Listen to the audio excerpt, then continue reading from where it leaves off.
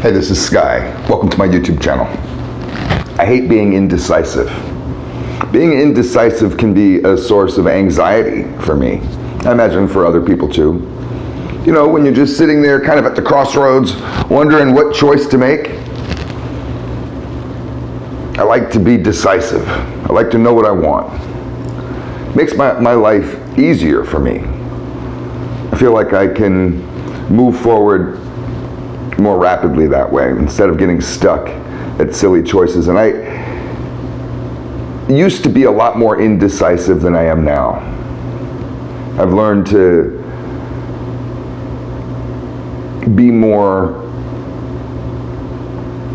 definite about my choices, to be more confident about my choices, to know what I want. I think that's part of what in being indecisive is. If you're indecisive, what does that really mean? It means you don't know what you want. So I've found that when I get stuck at the crossroads like that and I don't know what I want, I have to get to the root of what's really going on. Why am I having a hard time with this decision? It could be something as simple as choosing which ketchup to buy. Jesus Christ. Sometimes the littlest things can be so difficult if you're indecisive. They have a lot of different types of ketchup. You could sit there and look at them all. A whole wall of different bottles full of tomato sauce. What the fuck one do you buy? You know, I mean, they're all the same. They're all priced within a couple pennies of each other. Just buy any of them, what most people would think, but what if you get the wrong one? What if you spend your money wrong? You know, then you just, it's like going down a drain. I mean, it can be really annoying being around people that can't make up their minds. People that don't know what they want. You've been on dates before. What do you want to eat, baby? Oh, I don't know. Well, pick something. Oh, I don't know. And then if you just pick something, she doesn't like anything on the menu. I thought you said you didn't care. I thought you know, and then it gets to be this, I mean, I don't know if anybody else has been through that. I had a girlfriend that we would go through that all the time. There's something else going on there. You gotta find what the root cause of being indecisive is. Sometimes decisions can really be torturous. I found myself going through a little bit of torture recently. I mean, this is, it's first world problems. I mean, I admit this, but I'm trying to buy a second car. I have a pickup truck, I have motorcycles, but I want a second car so I can go on trips with it, use it for a different purpose. I don't always want to take the truck. And the truck's jacked up, makes it hard to get into parking garages and to navigate through urban areas sometimes in tight traffic or parallel parking, forget about it. So I've been looking at different options,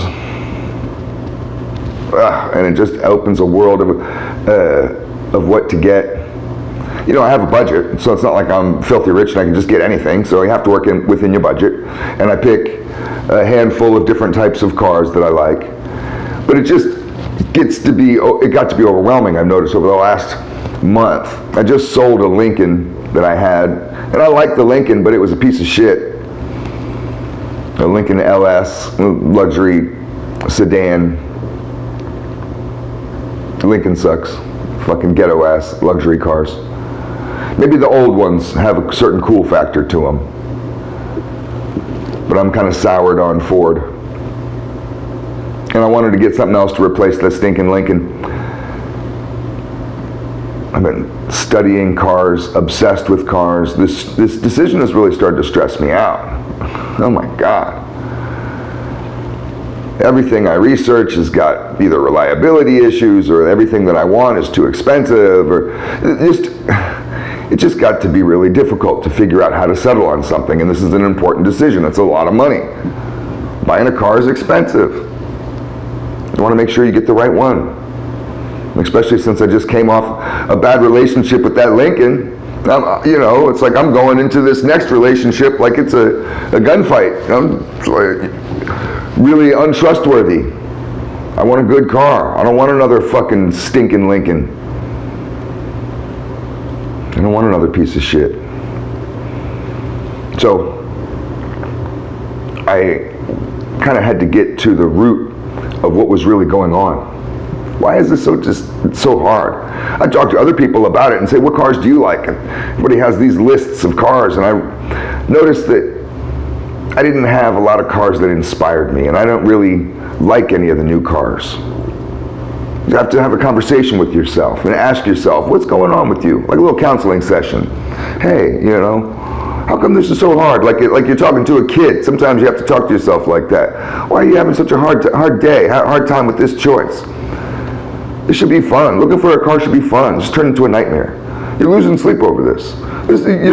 You've become an obsessed maniac over this. Those scraps of paper everywhere, like a conspiracy theorist.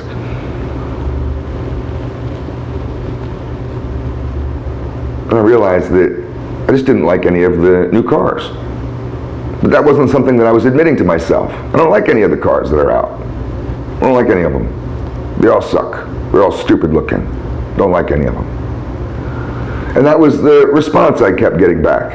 And every time I would ask that question to my inner self, or try to pry a little bit more, see what's going on, it was always this wall. I don't like them. I don't like any of these cars.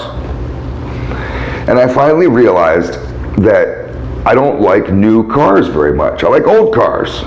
I'm just an old car kind of guy, but I have a utilitarian need for this car. I don't want to buy a classic car or a classic hot rod, because I'm going to need to drive across country in this. I'm going to need to drive thousands of miles up to DC, up to New York. I'm going to need to drive distances in this car. I have trips to take, people that want to see me, and I don't fly on planes.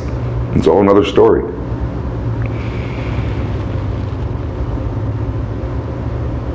So I compromised. After understanding this about myself and just really diving deep and really trying to get to the root of what my indecisiveness was and what was really going on with me and this, where the block was, I was able to compromise. Well, what do you think about that Dodge Challenger? And when you start thinking about a car, you start seeing cars. So I started seeing Dodge Challengers everywhere. Apparently there's a lot of fucking Dodge Challengers in Florida. I didn't realize that. Every other car became a fucking Dodge Challenger. And I like those. I really like them. I've always liked them since they came out with them. Those retro things, the new ones. I know the old ones are cool too, but the new ones, those are cool looking cars. I really dig them. I realized I could have one of those. So I've been looking at those, and that's what I'm settling on. I'm going to get me a Dodge Challenger. And I'm happy that I don't have to stress on this decision anymore, but it would have never come so easy. Now, I wouldn't have had such confidence. Now I'm really confident in what I want.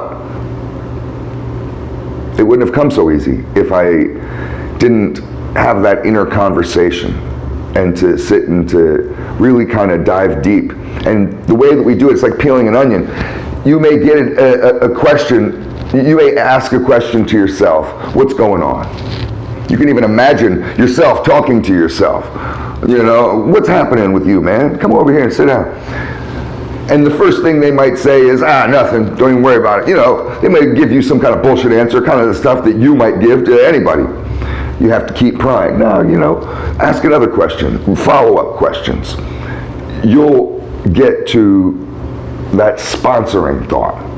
The sponsoring thought is the thought behind the thought that drives the thought, our motivations. I'm fascinated by people's motivations as well as my own.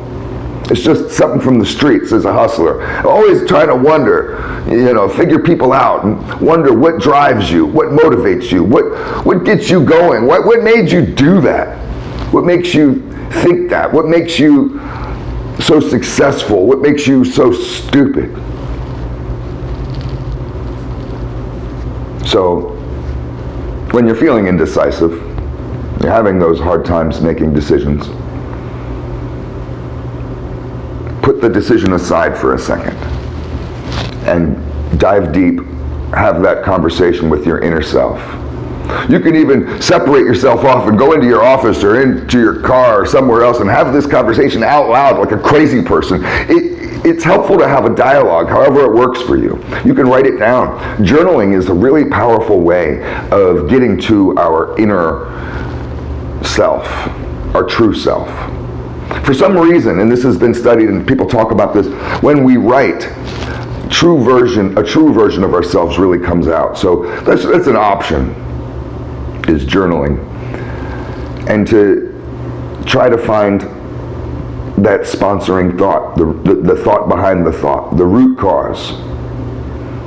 Once you find that out, all of a sudden your decisions, it's made for you, it's easy, you can have compromises, and I find that 9 times out of 10, it's just something easily solved. You kind of giggle at it, but you have to get over that mental block first. I hope this has been helpful. Thanks for watching.